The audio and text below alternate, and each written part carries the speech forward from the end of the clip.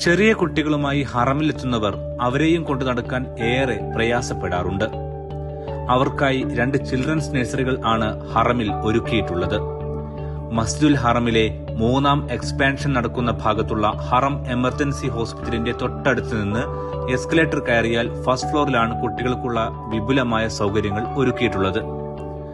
കുട്ടികളെ സ്വീകരിക്കാൻ വിപുലമായ സൗകര്യങ്ങളോടെയും ആകർഷണത്തോടെയുമാണ് ചിൽഡ്രൻസ് കെയർ സെന്ററിൽ ഒരുക്കിയിട്ടുള്ളത്.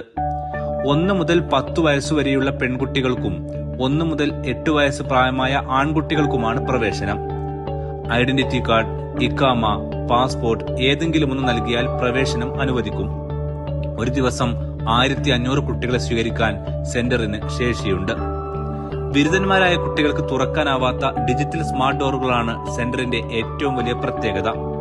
പ്രായവ്യത്യാസം അനുസരിച്ച് 3 കാറ്റഗറികളായിട്ടാണ്